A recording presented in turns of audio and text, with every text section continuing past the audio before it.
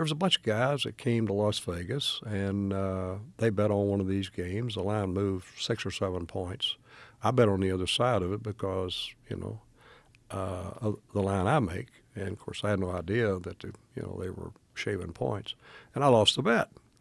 Well, they came back to town a little bit later, and they brought 6, 7 guys, and they were going to all the different sports books, and they were betting, and the line moved 6 or 7 points again.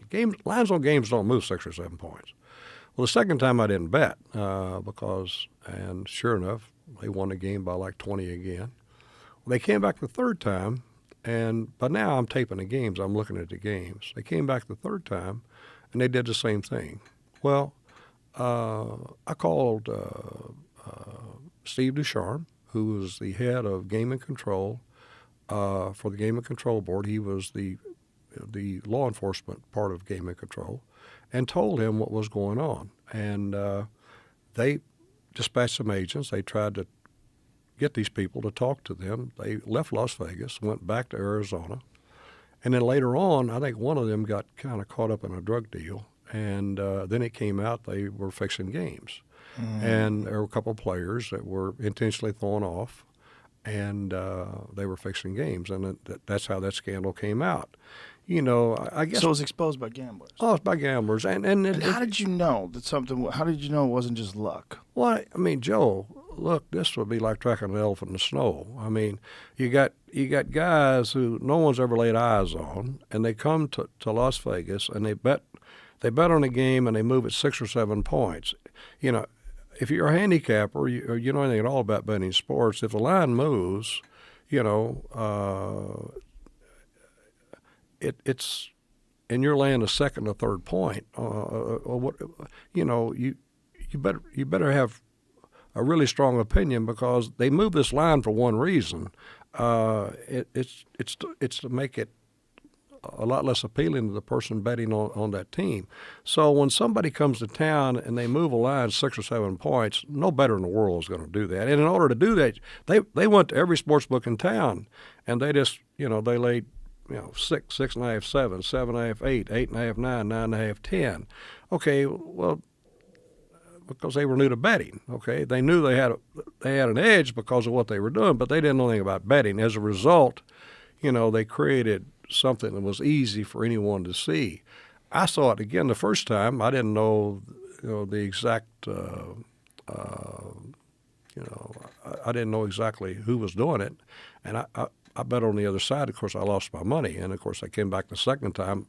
I'd seen these things before, and I didn't bet. And then, of course, we taped the game. We looked at it. It was pretty easy to see who was doing what they were doing. They came back the third time, did the same thing. Frankly, to give you these guys were trying to break in jails, what they were trying to do. Anybody would do what they were doing was just stupid. I mean, anyone could see what they were doing. So the only thing that surprised me, it took 3 games for someone to finally turn them in. And sports books, I don't think ever turned them in. I mean, I called Ducharme myself because, again, anything that involves the integrity of sports, they're affecting my business. If people get to where they don't trust betting on sports, then the limits are going to go down, and it's going to reduce my ability to be able to bet on sports.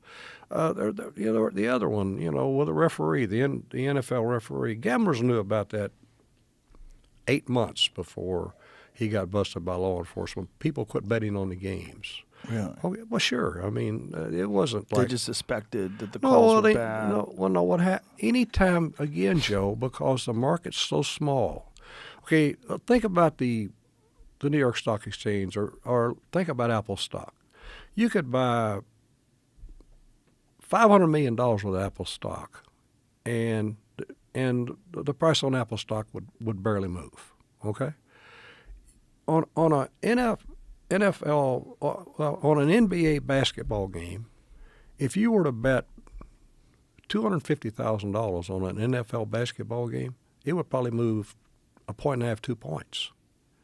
So, and again, the people taking the bet, people such as myself and others, if a line moves on a game and it moves like that, and okay, I want to know who bet on that game. If it's another handicapper or there's an injury out or there's something there that makes sense as to why that game moved, then okay, I understand it.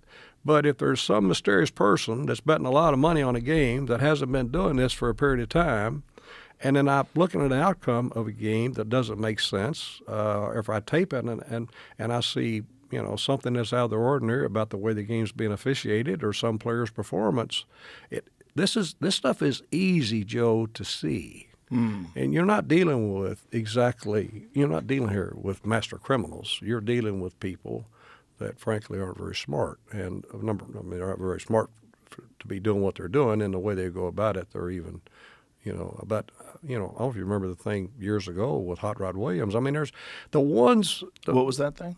Well, it was an NBA thing also, but all of the ones, if you go back and you look at the last 5 sports deals, whatever they were, small or big, every one of them were uncovered like that. And so, I did an interview one time on 60 Minutes in 2011, and I was asked at the end of the interview which I had the most confidence in, betting on sports or investing in stocks. And my answer was, I have a lot more confidence in betting on sports for the reason I pointed out. It's a much smaller market, but as far as things being on the up and up, I have a lot more confidence in that, and I have way more confidence in that than I do the other. Well, obviously you know it well. Well, I not only know it well, but I also, if I didn't know it well, I know how small the market is. I know how transparent the market is, and if someone goes in to try to bet on sports and you're trying to fix a game, it's going to be so obvious.